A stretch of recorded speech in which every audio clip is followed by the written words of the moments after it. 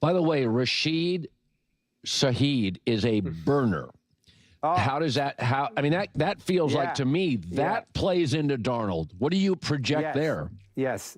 Well, first of all, there's very few guys in the league, Colin, that have what I call terrifying speed, and he's one of them. Yeah. And now they're a team that plays a lot with two tight ends, 12 personnel, as we call it, two tight ends. So what happens a lot when you play that way is you get a defense that sees the formation, the personnel, the formations, and they think run. So they play a lot with a single high safety. So now you're going to get an opportunity to really work the intermediate and vertical route concepts off shot plays, off run action, and you have to account for Shaheed. And now on the other side, you're going to have JSN. This is that trade to me, maybe it was overlooked by some people because Shaheed's not a star in the way we think of stars, but that may have been one of the most impactful trades that were made on Tuesday.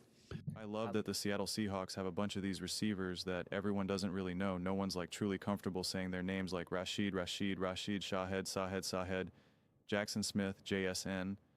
We'll just say JSN, Jackson Smith, and Jigba, JSN. And especially if you're talking live, especially if you're like, I have sympathy for that. Like if you're like, at least if I make a mistake, it's just like, whatever. But like I do, and I say names wrong all the time, but I do appreciate how stressful it's got to be when you're doing like real live TV, or you're doing like the actual play-by-play, like on, like for an actual game. Like it's got to be a little stressful. How it does make me laugh though, because you get tongue-tied pretty easily. I get tongue-tied all the time. But I'm not overlooking this move. I can't wait for this. This is awesome. This is exciting. I'm not expecting anything, you know, immediate, because it does take a second or two to kind of get integrated, and this is an important game. It is a divisional game.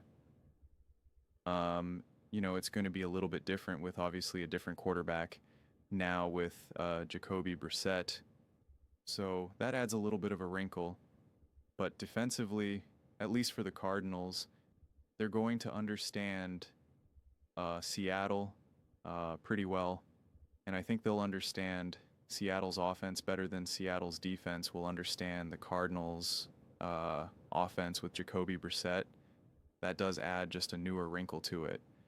And so I'm excited to see how this game unfolds. But, you know, I don't have, and I'm not sure if Cooper Kupp, if he playing or what the story with him is.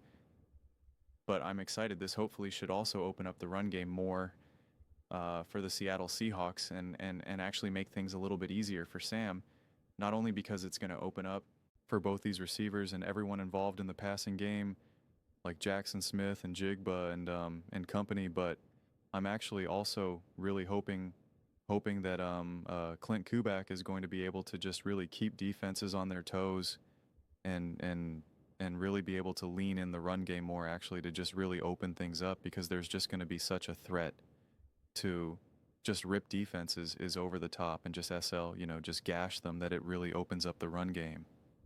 And ideally, when you also get that lead, then you'll be, you know, the run game down the line later in the games becomes even more reliable,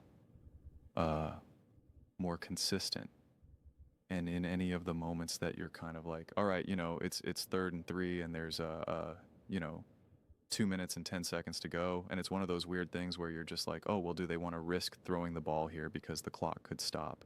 And then you're giving the other team an extra timeout. Like, you now really have this threat of like, I got multiple people that we can just let it rip, or just that sheer threat of letting it rip, and really we could still just hand it off.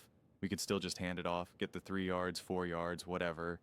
You know, it's just I'm just fascinated to see what they can do with it. And I trust Clint Kubiak to find a way, and Sam Darnold will execute. So no concerns there.